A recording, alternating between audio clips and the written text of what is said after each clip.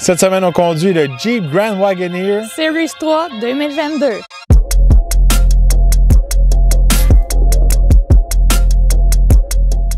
Pour 2022, le Jeep Grand Wagoneer est de retour, un modèle qui était très populaire, surtout aux États-Unis, durant les années de 1962 jusqu'à 1991. En 1992, a été remplacé par le très populaire Grand Cherokee. Mais Jeep est de retour cette année avec le Grand Wagoneer. C'est vraiment une version ultra luxueuse qui va venir compétitionner contre des modèles comme le Cadillac Escalade ou le Lincoln Navigator. Il y a aussi un autre modèle un peu plus petit, un petit peu moins luxueux, le Wagoneer, qui va venir compétitionner contre des modèles comme le Yukon ou le Ford Expedition et aussi le Tahoe. Alors aujourd'hui, on va aller en profondeur, voir tous les gadgets, le luxe qu'ils ont mis dans le Grand Wagoneer. Sous le capot, on retrouve un V8 de 6,4 litres Hemi, un 392. Habituellement, c'est un moteur qui est réservé au modèle SRT chez Dodge, qu'on peut retrouver dans un Durango SRT, un Jeep SRT, etc. Là, on a un gros V8 en dessous du Wagoneer, puis c'est même pas un SRT. C'est bon pour 471 chevaux et 455 livres-pieds de couple. Ce moteur est jumelé à une transmission 8 vitesses.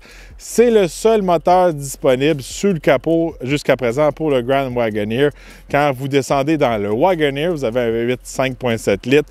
Il y a plusieurs rumeurs jusqu'à présent d'un nouveau moteur qui va venir remplacer les gros V8 pour les SUV. Un 600 lignes turbo qu'on surnomme le Tornado. Peut-être que de ce côté-là, on va faire un sacrifice sur la performance, mais ça va être un petit peu plus facile pour l'économie d'essence.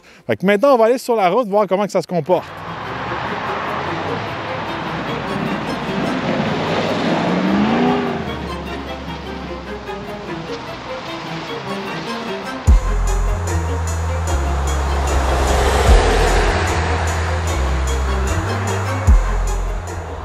Bon, maintenant, on va tester l'accélération. Bon. Gros V8, 3,92 en dessous du capot, ça devrait faire la différence. Compétitionne contre le V8 6,2 litres de l'Escalade ou le EcoBoost HO du Lincoln Navigator. C'est des moteurs qui performent bien. Ils font environ le 0-100 en 6 secondes. Donc on va voir qu'est-ce qu'il y a dans le ventre. T'es prête? Oui.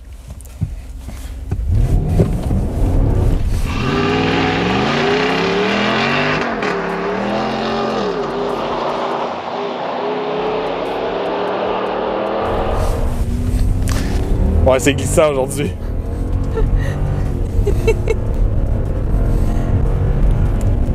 OK. Ouais, c'était un petit peu wild là. Aujourd'hui, c'est pas les meilleures conditions. On va vous dire, il fait quand même moins 25 dehors. Là. Ouais. Donc, on n'a aucune traction. Ça a quand même décollé. Ouais. Sur papier, ça donne quoi le 0-100 quand c'est pas moins 25 dehors? Là? On peut faire le 0 à 100 en 5,8 secondes et le quart de mille en 14,1 secondes. Donc, plus rapide que la Lincoln et l'Escalade. Fait qu'on le voit vraiment que ça a beaucoup de jus. Ça semble pas être le V8 conventionnel. Comment je pourrais dire? Quand on conduit un Escalade, c'est vraiment un V8 qu'on retrouve comme dans un pick-up, dans un 1500 Denali, etc. Dans le Lincoln, c'est vraiment le HO qu'on retrouve dans le Raptor. C'est plus performance, mais ça reste quand même un V6. Là, on a un gros V8, du gros son aussi. Ouais, aussi, hein, c'est surprenant. Oh, et ça crie comme un Durango 392 ou un Jeep SRT8. Quand on a conduit le véhicule cette semaine, côté confort, on se sent quand même bien confortable parce qu'on a une suspension à l'air. Mais par contre, je me sens un peu plus haut. On dirait que ça fait une conduite un peu plus bateau que le Lincoln ou l'Escalade. Peut-être que ça l'aide un peu quand on passe dans les bancs de neige côté plus hors route, mais pour le reste, il y a une bonne différence côté tenue de route. Ouais, la suspension est ajustable, elle monte et elle descend, des choses qu'on retrouve sur l'Escalade. Toujours un plus pour l'Escalade, on a une suspension magnétique en plus d'avoir une suspension à l'air qui vient vraiment planter le véhicule au sol. On a une suspension indépendante, c'est un peu un nouveau pour la marque un peu Jeep, Ram, Dodge, tout ça. C'est la première fois qu'on retrouve ça sur ces produits-là. De ce côté-là aussi, regardez, le Grand Wagoneer est littéralement fait sur une plateforme de Ram 1500. Si vous n'êtes pas au courant, il n'y a rien de magique parce que c'est un Grand Wagoneer. C'est quand même une plateforme de pick-up. Je trouve que côté tenue de route, il est beaucoup plus bateau, comme tu dis, que l'Escalade. L'Escalade va bien tenir la route. Plus confortable que le Lincoln Navigator à cause qu'on a une suspension à l'air. Mais encore une fois, il est haut sur la route. Oui, il peut descendre puis monter, mais nous, on conduit un Yukon Denali qui est similaire à une Escalade tous les jours. C'est notre véhicule personnel. Puis on est plus haut.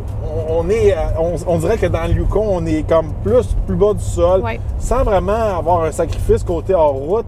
Mais on voit que quand on joue vite avec le volant, on veut éviter quelque chose, on voit que le véhicule, il balance comme ça, ou il joue comme ça.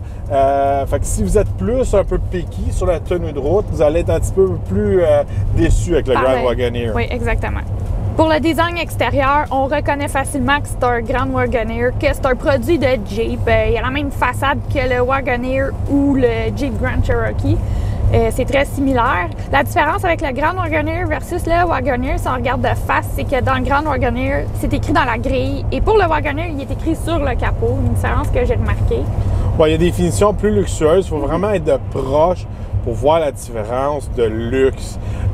Comme je pourrais dire que côté look, ça va pas être marquant comme un Escalade ou un Navigator. C'est quand même un Jeep. Faut le dire, côté design, surtout au Canada, la marque Grand Wagoneer n'a pas la réputation qu'elle a aux États-Unis. Aux États-Unis, c'est un véhicule qui était réputé pour avoir des capacités en route, pour amener les gens. C'était un petit peu genre le véhicule qu'on avait pour aller au chalet. Puis c'était luxueux, mais quand même, notre autre véhicule qu'on avait à Aspen, on avait une Lambo ou une Porsche. C'était un peu ce feeling-là qu'ils veulent aller chercher en ramenant la marque Grand Wagoneer. Quelque chose que si on est plus jeune, de ce côté-là, on n'a pas un peu l'œil de tout ça, du Grand Wagoneer. On va voir une Escalade, on va dire « Oh, ça c'est une Escalade, ça c'est un Navigator, c'est un véhicule qui coûte cher. » Là, avec le look, comme tu dis, qui est très semblable aux autres, là, c'est peut-être qu'on vient moins chercher l'œil de Monsieur Tout-le-Monde côté luxe et impact. Mais quand on s'approche du véhicule, on remarque beaucoup de trucs. Oui, il y a beaucoup de choses. Il n'y a aucun logo Jeep pour commencer. C'est toutes des petites inscriptions Grand Wagoneer cachées un peu partout. On a une différence au Canada, hein? Toi, tu as remarqué ça, là? Oui. Il y a un logo, en fait, sur le camion. Il est minuscule, il est en dessous du miroir. Il faut vraiment le trouver. Puis aussi, la différence, comme tu dis, au Canada, on a enlevé les fameux flags USA, les drapeaux USA. Quand on a un modèle américain, on va avoir des drapeaux américains un peu partout. Pour le Canada, pas de drapeau américain. C'est quelque chose qu'on a éliminé. Quand on regarde sur le contour des vitres, c'est vraiment un contour de qualité chrome un peu brossé. À l'avant, les espèces d'anneaux de remorquage chromés. Même la skid plate en avant est comme chromée. Beaucoup d'attention aux détails de ce côté-là. Les lumières aussi sont très belles, ils sont séquentielles. Tout ça fait partie du Grand Wagoneer. Les fog lights qui sont aussi à plusieurs unités. C'est très beau. Encore une fois, moi je trouve, personnellement, le véhicule en vidéo ou en photo, il n'est pas impressionnant. Non, ça lui rend pas justice. On a aussi le toit d'une couleur différente aussi. Oui, ça vient comme ça. On peut aussi l'enlever si on n'aime pas l'autre couleur. Moi, j'aime ça. Moi aussi. Puis si on n'aime pas le chrome, il y a aussi une version obsidienne qui vient tout noir. Je ne l'ai pas vu encore, mais je suis sûr que nous, qui est très fans de tout noir, on aimerait ça. Si on se rappelle bien, dans le passé, il y avait un modèle de Grand Wagoneer qui était en bois à l'extérieur. Là, on ne retrouve plus ça pour le modèle en 2022, mais on le retrouve à l'intérieur. En dedans, c'est vraiment luxueux. C'est tout du vrai bois. On peut changer la couleur. On a regardé un peu sur le site. Là. Moi, c'est rare que j'aime ça, mais là, je trouve que dans le véhicule, puis la touche de bois qu'ils ont mis, j'aime vraiment ça. Il y a beaucoup de gloss, on retrouve beaucoup de couture, le toit comme en Suède. T'sais, on retrouve beaucoup de luxe à l'intérieur. Quand on s'assoit dedans, on comprend qu'ils compétitionnent contre le Cadillac et le Lincoln. Il y a beaucoup d'attention aux détails, même dans des petits coins qu'on ne s'attend pas. Les poignées ici qu'on retrouve sont toutes brodées, puis sont au complet. C'est pas comme dans un Ram Limited qu'on a mis juste un espèce de cover sur la poignée. La poignée est toute brodée. Même alentour de où on démarre le moteur, c'est brodé, puis c'est enveloppé de cuir. Les trappes d'aération un peu en style métal, il y a un peu de bronze dedans. Encore une fois, aucun logo Jeep, même sur le volant, on retrouve le logo Grand Wagoneer. Comme tu précisais, c'est un petit peu style Denali. Puis à chaque fois qu'on s'assoit dedans, on trouve tout le temps un nouveau gadget ou une petite touche fancy qu'on n'a pas remarqué au premier coup d'œil. Moi, plus que je passe de temps dans le véhicule, plus que je l'aime. Côté confort, on a des très bons sièges avec des ajustements dans la porte. Quelque chose qui est très important, surtout pour les clients de chez Lincoln, comme mon père. C'est quelque chose qu'ils regardent, c'est quelque chose que moi, nécessairement, je ne vais pas regarder, mais pour une clientèle qui aime ça, ajuster leur banc, l'avoir dans la porte, pas fouiller sur le côté du siège, c'est important pour une certaine clientèle. C'est ce qu'on retrouve ici dans le Grand Wagoneer. On peut ajuster les bancs de 1000 façons, comme dans le Navigator. Des fois, ça peut être un peu long à l'ajuster. Des fois, on a un peu trop de bosse dans le dos. Mais c'est ça, une fois que quand on a configuré puis enregistré notre setup de siège, c'est des sièges qui sont très confortables. Si on passe à l'arrière, on a des bancs très confortables, des bancs de style capitaine avec une super console au centre. Ouais, on va se dire, les consoles autant en avant qu'à l'arrière, c'est style un peu Lincoln. On voit que ça a été inspiré de ça. Il faut se le dire, le Grand Wagoneer, il a regardé la compétition, puis ils ont essayé de faire mieux ou prendre les meilleurs morceaux de chacun, comme les contrôles dans la porte pour Lincoln. Mais là, en arrière, on a fait un peu la console. Pour la deuxième rangée, la console, c'est très beau, c'est très fancy, tout ça. C'est sûr et certain que quand on opte pour la console au milieu, il faut faire un sacrifice sur le côté cargo. Mais côté espace, pour la deuxième rangée, c'est un des plus spacieux dans sa catégorie. Bon, maintenant, si on passe à la troisième rangée, c'est super facile pour avoir l'accès. Oui, on a juste un bouton à appuyer, le banc s'ouvre, c'est un des systèmes les plus faciles de tous les véhicules qu'on a eu à l'essai. Il y a beaucoup d'espace, un adulte peut facilement entrer à la troisième rangée et s'asseoir. Encore une fois, je pense que c'est un des véhicules les plus spacieux à la troisième rangée dans sa catégorie. En plus, on peut ajuster le banc pour le pencher un peu. On a nos propres trappes d'air qui sont vraiment sur le côté. On a nos porte-gobelets. Je pense qu'ils ont vraiment pensé aux personnes qui sont dans la troisième rangée. Souvent, dans la troisième rangée, c'est un peu une punition quand on est dans le véhicule. Mais là, on est plus confortable. On n'a pas une espèce de trappe d'air au plafond. Des fois, il faut tout le temps faire un peu un sacrifice. Oui. Je trouve dans le Grand Wagoneer, même si on est dans la dernière rangée, c'est quand même luxueux. Si on passe à la valise, encore une fois, c'est maintenant lui le champion côté cargo. Banc levé, banc couché, surtout si on enlève la console centrale à la deuxième rangée. C'est vraiment maintenant le véhicule de sa catégorie qui a le plus d'espace cargo. C'est sûr et certain que, logiquement, si vous pensez comme moi, vous voyez le Grand Wagoneer, puis vous voyez le Wagoneer, vous pensez que le Grand Wagoneer, c'est un peu la version plus longue d'un Wagoneer, mais c'est pas vrai, c'est une erreur, parce que ils disent chez Jeep que cette version-là, c'est la version courte. Il va y avoir une autre version allongée à venir. Alors, quand on le compare, il faut vraiment le comparer avec l'Escalade et aussi le Navigator, et non l'Escalade ESV puis le Navigator L. Fait que les longues versions, on peut penser qu'il y a vraiment le gabarit d'une longue version. Mais en fait, ils l'ont juste fait plus long que toutes les autres pour un peu gagner la guerre de l'espace intérieur. Il va y avoir un véhicule encore plus long que ça, une espèce de Super Grand Wagoneer qui va avoir encore plus de cargo, plus d'espace. Si on passe côté technologie, gadget, attachez votre tuque, le Grand Wagoneer est très équipé. Oui, on a au total 8 écrans dans le véhicule. C'est assez impressionnant. Moi, je ne m'attendais pas du tout à ça. Quand je me suis assise dans le véhicule, j'ai dit « Oh my God, il y a des écrans partout ». On va commencer par l'écran qui est la plus intrigante. C'est l'écran en avant de toi. Oui. C'est quelque chose de nouveau. Quand on rentre dans les escalades, Navigator, etc., BMW, Mercedes, on est habitué d'avoir plein d'écrans. Mais un écran en avant de toi, ça, c'est nouveau. Oui, l'écran en avant de moi, avec l'angle qu'elle a, le chauffeur ne peut pas la voir. Je peux écouter Netflix dessus. Écoutez, je peux tout faire. Il y a la cam femme dedans, donc je peux cliquer et voir tous les enfants assis à l'arrière, donc le bébé et tout. C'est vraiment pratique. C'est rare. Je pense que c'est un des premiers véhicules qu'on peut écouter en roulant, le passager qui a un écran pour écouter Netflix. Oui, puis c'est individuel. Fait que si moi j'écoute de la musique de mon côté, puis toi tu veux écouter de la musique avec tes écouteurs, tu peux écouter ta musique, ton film, tout ça. Ça vient pas déranger moi qu'est-ce que je fais. On va se le dire là, c'est vraiment l'idéal pour faire un road trip. Ah oui. Toi, tu mets tes écouteurs, tu écoutes ton film, les enfants derrière écoutent leur film, moi, je peux écouter ma musique, mon podcast. C'est tout indépendant. C'est génial de ce côté-là.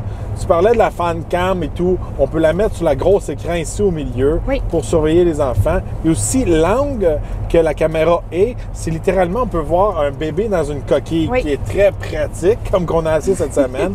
Si vous êtes old school, vous n'aimez pas les caméras, ici, on a un petit miroir, vraiment style autobus, avec un angle. Là, on peut voir les enfants dans notre miroir. C'est vraiment fait, pensé pour faire un road trip. Oui. Si on passe à l'écran central ici, on a Apple CarPlay sans fil, Android Auto, écran très clair, très rapide, facile à utiliser, caméra de très haute qualité aussi. Oui, puis qu'est-ce qui est le fun de cet écran-là? On n'a pas tout mis dans l'écran. On a gardé quand même des boutons, contrôler les sièges chauffants, climatisés, volant chauffant. On a gardé aussi des boutons pour la climatisation. Mais si on veut être fancy pour la climatisation, on a un autre écran. Oui, avec la deuxième écran, on peut contrôler la climatisation à l'avant et à l'arrière. On peut ajuster aussi nos bancs. On peut contrôler les massages de nos bancs. Vraiment un écran très complet. Qu'est-ce qui est cool de cet écran-là, qui est un peu style James Bond, que moi j'aime beaucoup, on peut la rétracter, puis à l'arrière, on a un chargeur sans fil et d'autres branchements. Donc on peut cacher des trucs en arrière de l'écran. Fait que si on ne connaît pas trop le Grand Wagoneer, on pense pas que c'est un compartiment caché. J'aime beaucoup ça. Puis on a un deuxième chargeur sans fil. Alors si on a deux téléphones, on en a un ici dans la console centrale pour recharger notre téléphone. Puis tous ces compartiments-là, on peut littéralement les fermer. Alors, ils sont vraiment faits pour 2022. Alors, si on a notre téléphone avec nous, on se fait arrêter par la police, ils checkent si on a un téléphone à vue. On peut tout cacher nos téléphones. C'est très bien pensé. Puis aussi, on a un autre gadget dans la console centrale. Oui, tu l'as testé avec ton portefeuille cette semaine. On a un petit réfrigérateur dans la console centrale. Puis là, je ris parce que Jules cherchait son portefeuille depuis tantôt, puis il était congelé dans le réfrigérateur. Fait qu'on a un petit congélateur ici au milieu. On a des porte-gobelets aussi. Tout est facile à trouver, rien n'est compliqué. Si on passe aux deux écrans à l'arrière, encore une fois, très rapide, très bel écran, une bonne grosseur. On a toutes des applications déjà intégrées. Donc, si on se connecte à l'Internet, on peut avoir Netflix, Disney+, on a des télécommandes qui viennent avec. C'est un système vraiment facile à utiliser. C'est un gros plus parce que, regardez, moi, mes parents, ils ont un Lincoln Navigator. Le système des écrans à l'arrière est vraiment archaïque, puis il n'est pas friendly pour les enfants, pas friendly pour les personnes plus âgées non plus. Il faut vraiment enregistrer sur une clé USB ou faire d'autres trucs. C'est très compliqué. Là, c'est facile. En plus, il y a des branchements HDMI, autant pour l'écran avant qu'à l'arrière. On peut littéralement plugger un Xbox ou un PlayStation. On peut jouer autant en avant qu'à l'arrière. Ça, c'est jamais vu. C'est très cool. Pour l'écran qui se trouve dans la console centrale de la deuxième rangée, on peut gérer la climatisation et on peut gérer les bancs chauffants, climatisés et ventilés.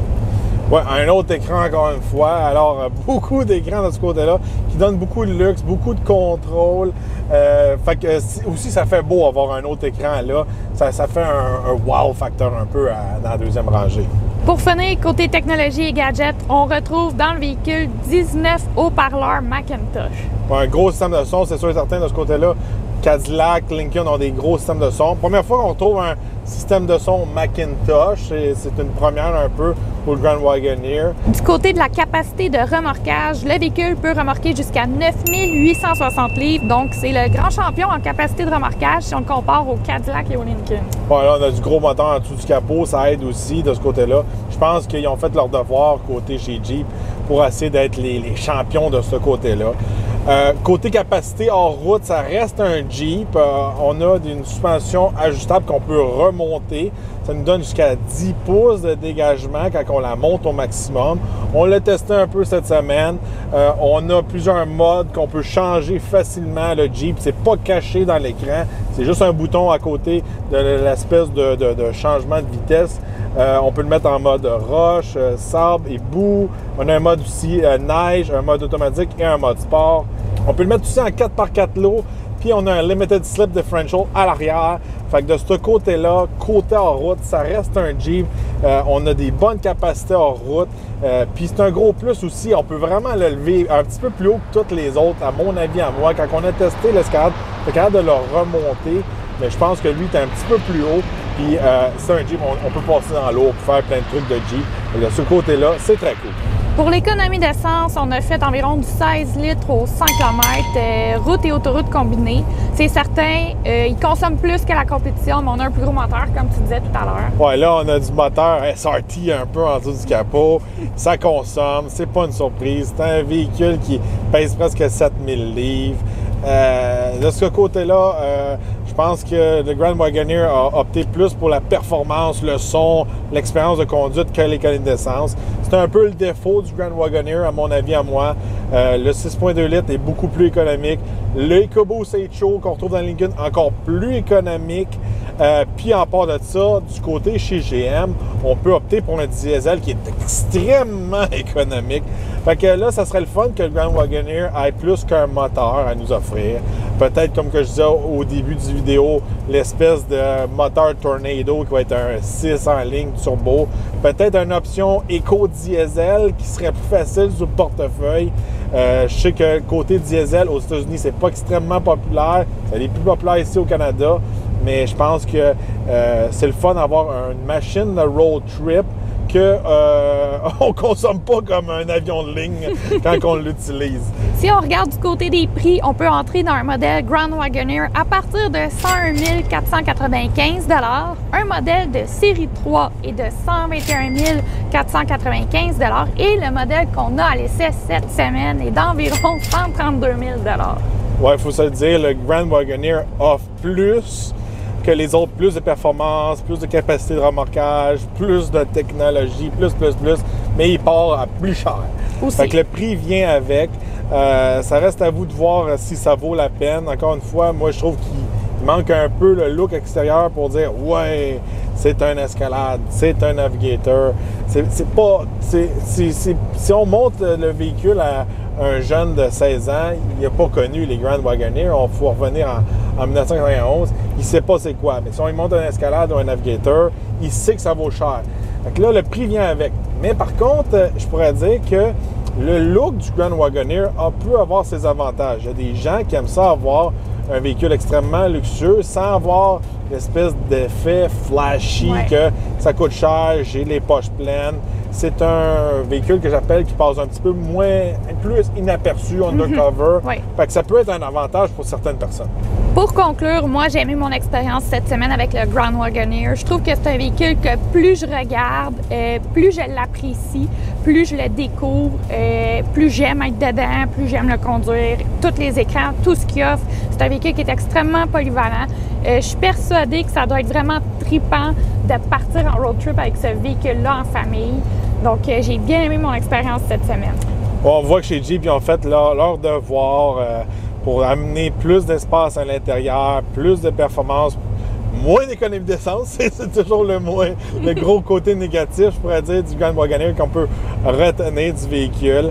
Je pense que côté compétition, on peut s'attendre que chez Cadillac, il va y avoir un modèle V qui est en train de se faire en développement présentement, qui va nous offrir un petit peu la lacune de performance contre le Grand Wagoneer. De ce côté-là, le modèle V, on s'attend à un V8 Supercharge. Donc, la compétition, je suis sûr et certain qu'ils travaillent là-dessus. C'est ça aussi, du côté de chez Ford Lincoln, ils vont faire leur devoir sur une nouvelle génération de Navigator et remonter la barre de ce côté-là. Mais pour un VUS de grande taille, je pense que Jeep a fait une très bonne job.